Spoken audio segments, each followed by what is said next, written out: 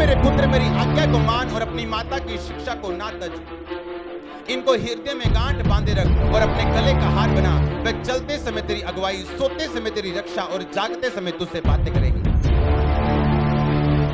आज्ञा दीपक है, शिक्षा ज्योति और सिखाने वाले की डांट जीवन का मार्ग है, ताकि तुझको बुरी स्त्री से बचाए और पराई स्त्री की चिकनी चुपड़ी बातों से बचाए। कोई शक नहीं, परमेश्वर दयालु परमेश्वर है, पापों को माफ करने वाला। पर जो बाइबल का वचन है वो पूरा हुए बिना नहीं रहेगा। उसमें यह भी लिखा है, कहता मेरी आज्ञा को मान, गांठ बांध, ताकि तुझे बुरी स्त्री से बचा के रखा जाए। 25 में लिखा, उसकी सुंदरता देखकर अपने मन में उसकी अभिलाषा मत कर। वह तुझे अपने कटाक्ष में फंसाने ना पाए, क्योंकि वेश्यागमन के कारण मनुष्य टुकड़ों का भिखारी हो जाता है और व्यभिचारिणी अनमोल जीवन का शिकार कर लेती है। क्या कोई हो सकता है कि कोई अपनी छाती पे आग रख ले और उसके कपड़े ना जलें? क्या हो सकता है कोई अंगारों पे चले, पांव ना झुलसे? जो पराई स्त्री के पास जाता है उसकी दशा ऐसी है, जो कोई उसे छुएगा वह दंड से ना बचेगा। 32 में लिखा, जो पर स्त्री गमन करता है यानी पराइयों स्त्रियों के पास जाता है वह निरा मूर्ख इंसान है, और जो अपने प्राणों का नाश करना चाहता है वो ऐसा करता है। 33 में लिखा, उस व्यक्ति को घायल और बेइज्जत होना पड़ेगा और उसका कलंक कभी ना मिटेगा। जब एक सीएम का बेटा जाता है एक मिशन के नीचे, उसे मालूम है वो अपनी पार्टी का प्रचार करने के लिए जा रहे हैं। उसे पता है उसके फादर ने उसे एक मिशन दिया है और उसकी जिम्मेवारी उसके सिर पे दी है। अब दुश्मन ने क्या किया? दुश्मन ने रास्ते में सुंदर सुंदर लड़कियां बिठाई हुई कि जैसे सीएम का बेटा आए ऐसा डांस करना कि वो प्रचार भूल जाए और तेरी तरफ आ जाए, और उसको फंसा के रखना 10 दिन 5 दिन, और जब डेट निकल जाएगी इलेक्शन की, वोटिंग की, तो तू उसे छोड़ देना। अब जो सीएम का बेटा अगर तो वो बुद्धिमान है, वो शैतान की अपने बैरी की चाल को समझ जाएगा कि नहीं, ये दूसरी पार्टी वालों ने लड़कियां भेजी हैं मुझे डिस्ट्रैक्ट करने के लिए, मुझे आकर्षित करने के लिए, अपने सच्चे मिशन से मुझे भटकाने के लिए। हाँ कि ना?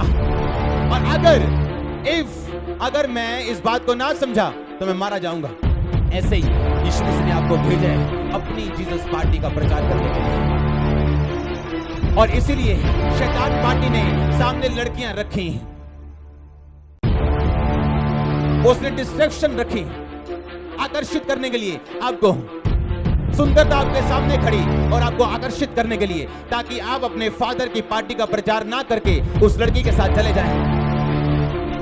परमेश्वर ने कहा मैं तुझे माफ तो कर दूंगा, पर तुझे घायल होना पड़ेगा, तुझे बेइज्जत होना पड़ेगा, और तेरा कलंक कभी मिटेगा नहीं। आज लोग सुलेमान को याद करते हैं कि वो एक महान राजा, उसके अलावा दुनिया में कोई अमीर राजा नहीं था, और ना है अब तक।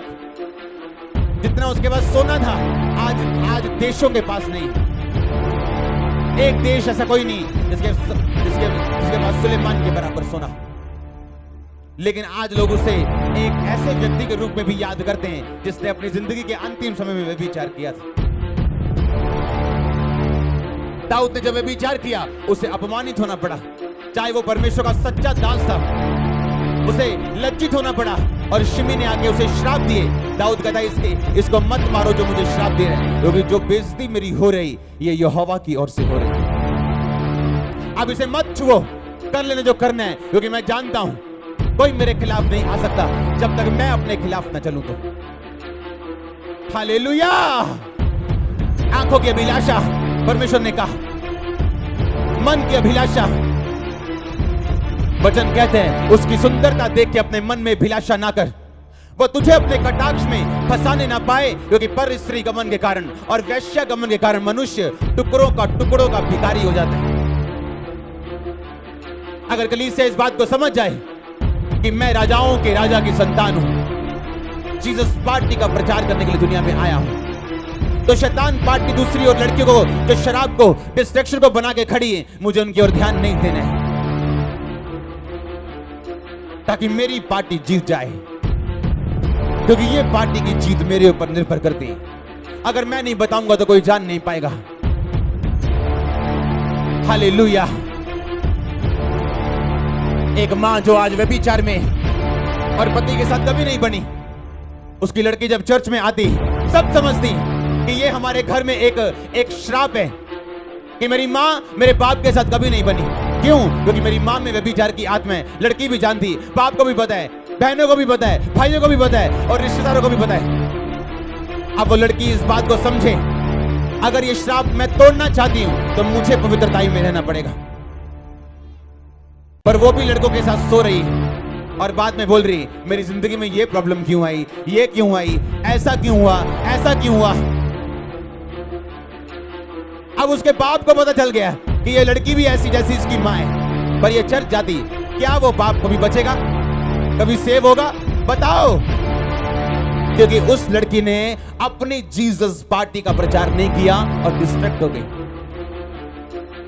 परमेश्वर ने कहा, तेरी आंखें बंद हैं, तुझे दिखता नहीं। जब तुझे दिखता नहीं, जब दूत आएंगे तो देख नहीं पाएगी, जब मौका आएगा तो देख नहीं पाएगा, तो तू वेट करता रहेगा, इंतजार करता रहेगा अपनी आशीष का।